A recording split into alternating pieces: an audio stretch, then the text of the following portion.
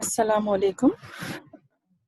The topic of our today's lecture is glycosides.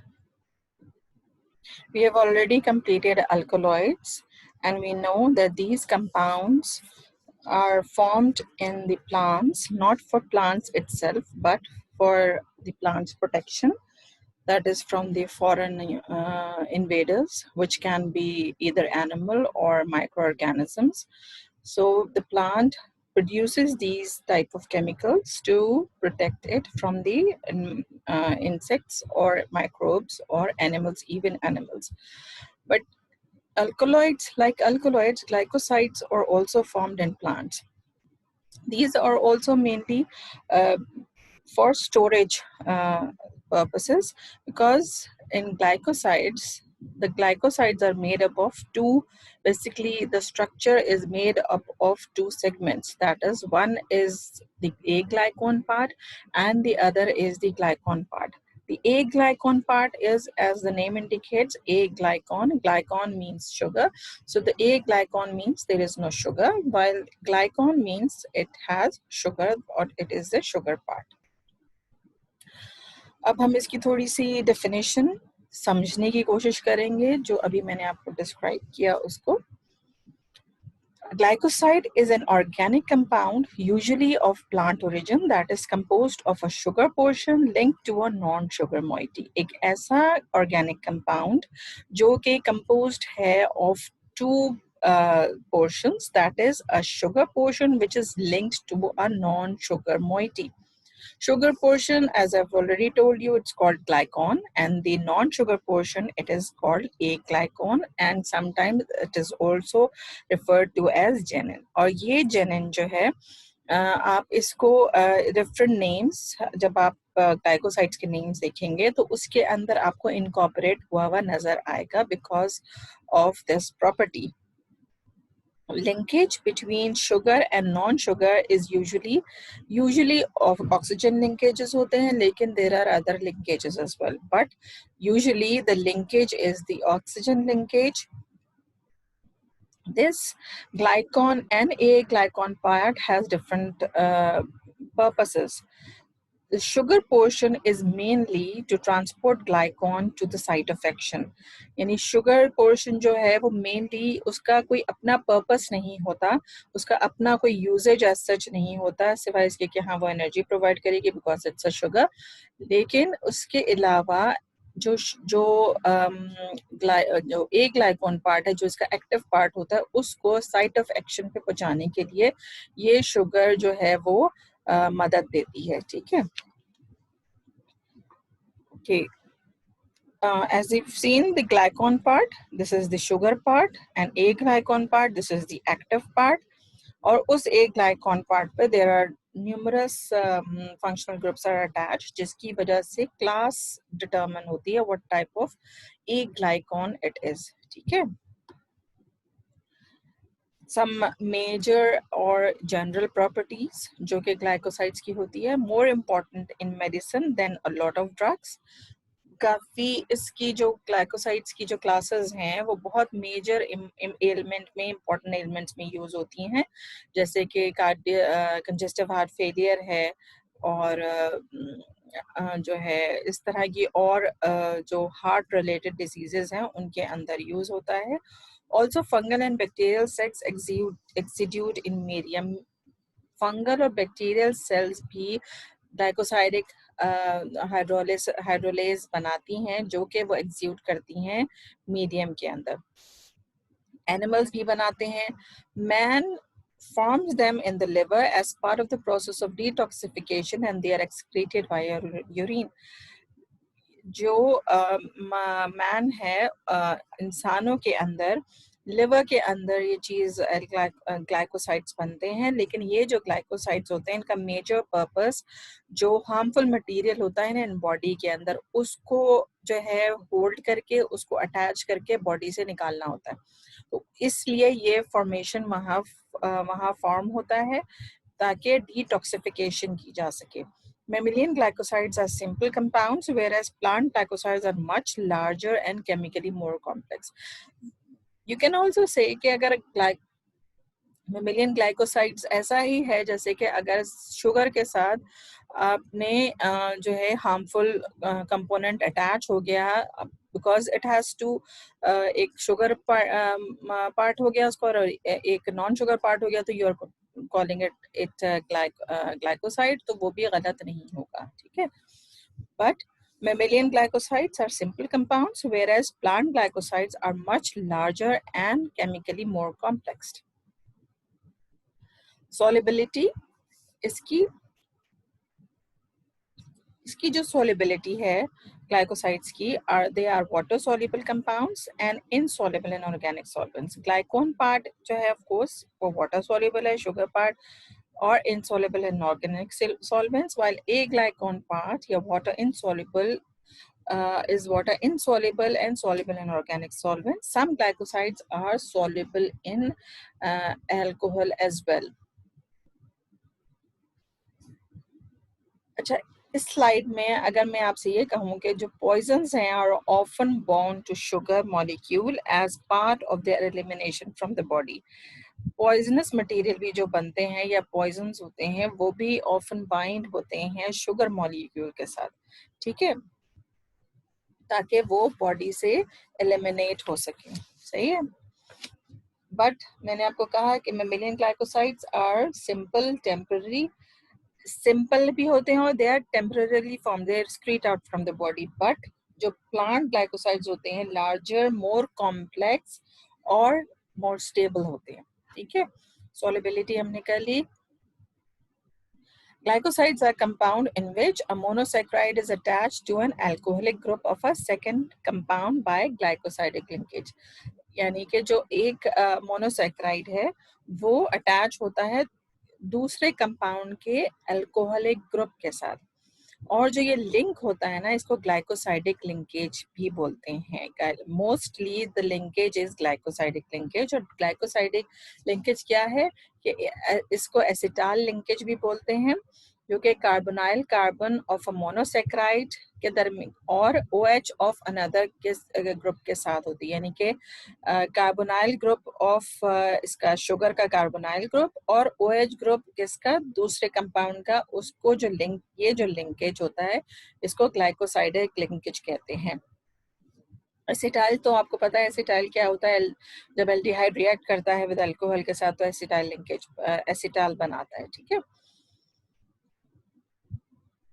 अच्छा, chemical nature, the sugar moiety of a glycoside can be joined to the aglycone via different moieties. ये जो linkage होता है ये different हो सकता है, oxygen, carbon, nitrogen atom, sulphur atom. अजान हो रही है, मैं थोड़ी देर के लिए पॉज कर रही हूँ।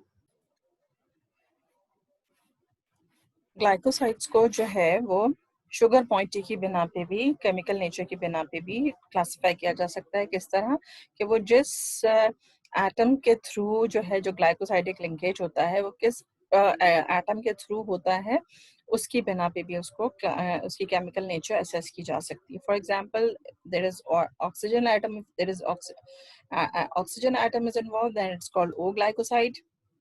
It's carbon atom, it's called C glycosides. Nitrogen atom होता है तो it's called N glycosides, while sulfur atom होता है तो इसे कहते हैं S glycosides. There are some physicochemical properties of glycosides. These are general property of a glycosides that may or may not be present in every glycosides or every type of glycosides. These are usually colorless, solid, amorphous, non-volatile, flavonoid, yellow, anthraquinone are red or orange भी होता है, ठीक है. Give positive reaction molish and filling solution. Why? Because it has, of course, it has sugar moiety. They are water soluble compounds, insoluble in organic solvents. Most of them have bitter taste. Usually, इसके taste जो है वो bitter होता है, except populin, glycyrrhizin and stevioside. इनके अलावा जो बाकी होते हैं, they have bitter taste. Odorless except saponin, that is glycyrrhizin. When a glycoside has a lot of sugar, its solubility in water decreases. Glycoside hydrolyze by using mineral acids and temperature or by using enzymes such as emulsin, जो कि जैसे कि bitter almond seeds के अंदर होती है, मायरोसिन या मायरोसिनेज black mustard seeds के साथ, rhamnase glycosides containing rhamnose as part of the sugar. The function or the role of glycosides in plant organism. Converting toxic material to non or less toxic material. Plant के अंदर इसका क्या क्या काम है कि वो टॉक्सिक मटेरियल को नॉन या लेस टॉक्सिक मटेरियल के अंदर कन्वर्ट करता है, जैसे सेम इसके अंदर भी होता है, हम ह्यूमन बॉडी के अंदर भी इसी मकसद से ये बनते हैं. Transfer water insoluble substance by using monosaccharide. Water insoluble substances की ट्रांसफर में भी मदद देता है. सोर्स ऑफ एनर्जी है. Storing harmful products such as phenols. और बहुत सारे जो ग्लाइकोसाइड्स हैं वो फिनॉल, जो मेनली जो स्ट्रक्चर होता है वो फिनॉलिक होता है. Regulation of certain functions that is growth. Some have beautiful colours that is pollination process के लिए भी बनते हैं ये प्लांट के अंदर. केमिकल वो इसका जर्नल यूज क्या है? Chemical intermediate in the production of a variety of products includes emollients, emulsifier, humectants, moisturizers, thickening agents, plasticizers, surfactants, varnishes and resins. Types based, अब इसकी प्रॉपर टाइप्स हैं. अभी हम आगे डिफरेंट जो है ना इसकी टाइप्स पढ़ेंगे. Based on atoms involve in glycosidic linkage, that is oxygen atom, ये मैंने भी आपको सारी कराई है. According to the type of glycosidic linkage, alpha glycoside या बीटा ग्लाइकोसाइड भी कहलाता है. It's a type of linkage. What type of linkage it has? According to the chemical group of the A glycon involved in the acetyl जो reunion हुआ है, जो acetyl union हुआ है, उसके अंदर कौन सा केमिकल ग्रुप इन्वॉल्व है? ये भी वही चारों हैं, OSNNC, और उसको उस ग्रुप के तहत भी, केमिकल ग्रुप के तहत भी क्लासिफाई किया जाता है. Classification of glycoside on the basis of the linkage between glycon and A glycon part. O glycosides and these glycosides, the sugar part is linked with the oxygen atom of A glycon, while with S glycosides, these are attached with sulfur atom. इसकी example है cinegrine. The N glycosides are those which are linked with nitrogen atom, as the name indicates, and इसकी example है DNA and RNA. C glycosides. In these glycosides, the sugar linked directly to carbon atom by a glycon part, for example, alloin. Depends on the amount of monosaccharide units. Glycosides can be divided into. Monosaccharide कितने हैं उसके अंदर? Monocyte, biocide, डायोसाइड, ट्रायोसाइड या ओलिगोसाइड. ठीक है. According to the nature of the simple sugar, कि इसके अंदर ग्लाइकोन, अगर ग्लूकोज है तो ग्लूकोसाइड है, गैलेक्टोज है तो गैलेक्टोसाइड है, मैनोज है तो मैनोसाइड है, और अरेबिनोज है तो अरेबिनोसाइड है. और ग्लाइकोन पार्ट कौन सा है उस पे भी डिपेंड करता है. ग्लूकोज है, रैमिनोज है, डिजिटॉक्सोज है, ग्लूकोज एंड रैमिनोज है. तो इसकी एग्जांपल भी आपके सामने दी हुई है. ग्लूकोज है तो सेनोसाइड, इसकी एग्जांपल है. रैमिनोज में फ्रेंगुलिन. सेनोसाइड जो है वो सेना में है. फ्रेंगुलिन जो है वो एसाफेटिडा में है. डिजॉक्सिन जो है वो डिजिटालिस में है. ठीक है. Glycosides can be divided into these groups for A glycon chemical structure. Aliphatic glycosides, fat acid and fat alcohol, glycerine glycoside. Acyclic glycosides is cardenolides, bufadienolides, straterpenes, steroid saponins, mono, di, and sesquiterpene glycosides are there. Aromatic glycosides, phenol glycosides, coumarins, anthraquinone glycosides, and heterocyclic glycosides, that's nucleotides and nucleosides. ये सारे aliphatic और acyclic और aromatic की वजह से इसकी जो सारी प्रॉपर्टी है वो इन पे बेस करती है और चेंज हो जाती है. Fine. Classification of glycoside on their chemical basis on their chemical groups. Saponins, अगर एक glycon is trans-linked steroid, अगर saponin A glycon है तो वो cross is trans-linked steroid. इसकी एग्जाम्पल है जिनसिन और Dioscorea. Cardiac glycosides from squill and digitalis, this is poisonous. Anthraquinone derivative, it is purgative. Flavonoid, mainly anti-inflammatory drugs. Coumarins, cyclooxygenase inhibitor, example Amni and Visagana. Phenolic analgesic, that is aspirin, and cyanogenic compounds, that is bitter almond. और अगर आप ये देखो तो इसके अंदर जो chemical group है उसकी क्लासिफिकेशन के हवाले से इसको डिवाइड किया गया है. मींस सेपोनिन सोप फॉर्मिंग है, कार्डियक ग्लाइकोसाइड्स पॉइजनस हैं, एंथ्रासीन जो है वो प्रोपेगेटिव हैं, और इस तरह से न्यूमरस ये जो दिए हैं, और इसके अलावा भी डिफरेंट कैरेक्टर्स रखते हैं due to their specific chemical group they have attached to it. Classification of glycosides based on their therapeutic effect. Therapeutic effect के बिना पे भी उसको क्लासिफाई किया जाता है, लेकिन ये बहुत ज़्यादा मेनली तरीके से नहीं होता. But it's not main classification, but you can इसको आप कर सकते हैं. जैसे congestive heart failure and cardiac muscle stimulant कौन कौन से हैं? डिजिटालिस, ओबेन और स्टिप्टोफेंथस और स्क्लेरेन ए एंड बी. ये जो है रेड स्कूल से हासिल होता है. ये सब जो है कंजेस्टिव हार्ट फेलियर और कार्डियक मसल स्टिमुलेटर्स कहलाते हैं. फिर आ जाता है लेग्जेटिव ग्रुप. सेनोसाइड ए, कैस्केरोसाइड, एलोइन, बाबिडोइन, ये सारे जो है वो लेग्जेटिव ग्रुप के अंदर आते हैं. लोकल इरिटेंट ग्रुप, इनमें ग्रीन यानी ब्लैक मस्टर्ड सीड, या जो मस्टर्ड होता है ना, जो मस्टर्ड ऑयल होता है उसके अंदर ये ग्रुप होता है. लोकल इरिटेंट ग्रुप भी कहते हैं, और इसी वजह से इसको जो है वो लार्जली एडिबल पर्पसेस के लिए मस्टर्ड ऑयल को कंज्यूम नहीं किया जाता, उसकी इस प्रॉपर्टी की वजह से. Analgesic and antipyretic, salicylic acid, willow जो ट्री होता है उसके अंदर से ये सैलिसिलिक एसिड हासिल किया जाता है ना, इसकी प्रॉपर्टी है analgesic and antipyretic. Anti inflammatory group, aloin for acne and glycyrrhizin for peptic ulcer, इसकी एंटी इन्फ्लेमेटरी ग्रुप के अंदर आते हैं. The most acceptable classification of glycoside is based on the chemical nature of a glycon moiety present in them.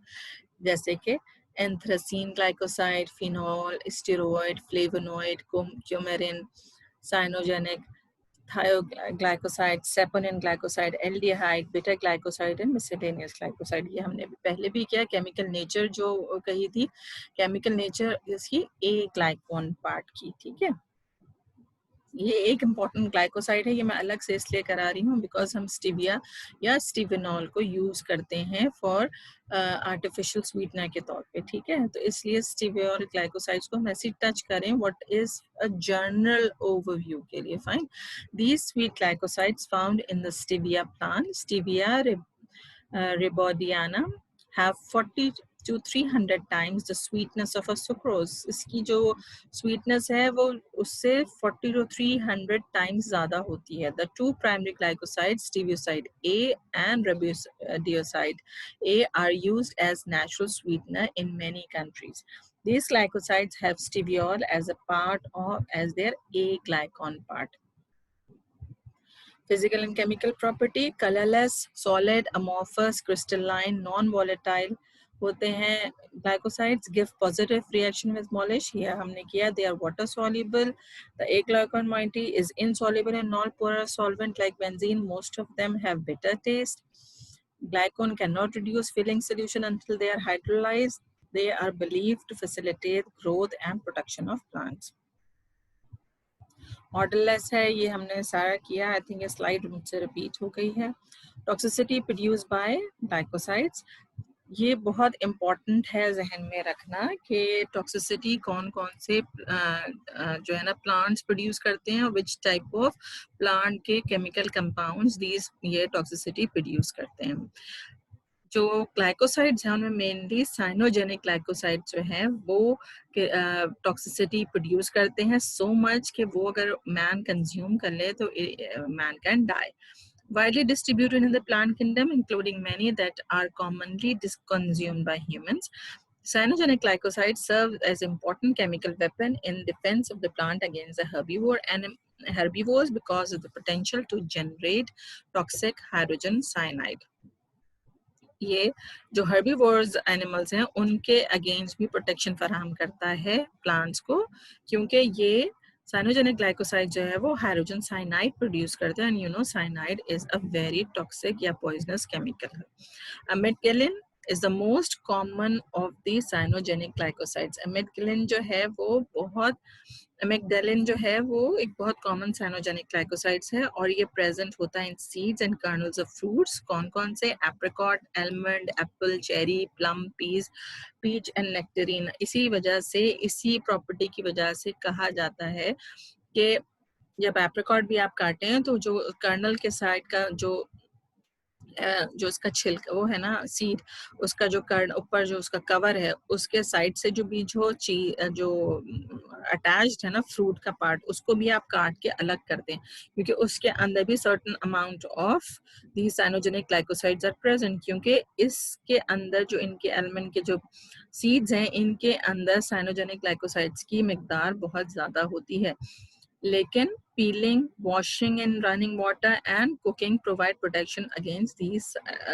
जब आप अगर cook कर देते हैं या अगर आपने उसको बहुत अच्छी तरह वॉश किया तो आप इन जो है ना साइनोजेनिक ग्लाइकोसाइड से प्रोटेक्ट हो सकते हैं. टॉक्सिसिटी कब होती है इन ह्यूमंस? टॉक्सिसिटी अगर in humans at dose between 0.5 to 3.5 milligram per kg body weight के हिसाब से. टॉक्सिसिटी ह्यूमंस में होती है कब? जबकि 0.5 से 3.5 मिलीग्राम आपने कंज्यूम कर लिया उसको उसके बॉडी वेट के हिसाब से. इसका मतलब है बच्चों में ज़्यादा जो है ये पॉइजनस होगी एज कम्पेयर टू अगर बच्चे मतलब उतनी मिकदार में बच्चे खा लें तो बच्चे तो ज़्यादा जल्दी जो है वो उनको लगेगा बिकॉज उनका बॉडी वेट कम है. When cyanogenic plants are ingested by humans, enzymes produced by the intestinal microflora are able to hydrolyze intact cyanogenic glycoside to produce hydrogen cyanide in vivo. अगर जो बेसिकली ये जो है स्टडी की गई थी और इस पे ये स्टडी के बाद मालूम हुआ था कि माइक्रोफ्लोरा के अंदर जो इंटेस्टिनल माइक्रोफ्लोरा है उसके अंदर उसको जैसे प्लांट के अंदर है ना कि वो हाइड्रोजन साइनाइड के अंदर चेंज हो सकती है तो बॉडी भी इसको चेंज कर सकती है. कैन हाइड्रोलाइज इनटू साइनोजेनिक और hydrogen cyanide. What symptoms can occur if somebody has taken amount more than it is required? Yeah, more in toxic amounts. The symptoms could be headache, nausea, vomiting, abdominal pain, dizziness, weakness, mental confusion, convulsions, cardiac arrest, circulatory and respiratory failure, coma, and in extreme cases death. Mostly जो symptoms हैं they are related to first GI disturbance and then इसका देखिए इसका CNS effect भी है. ठीक है, CNS effect के बाद then it has cardiac as well as respiratory failure as well and even a person can die. That's for all for the introduction of glycosides. इसके बाद हम numerous glycosides हैं उनको one by one take up करेंगे और उसको understand करेंगे. Thank you so much.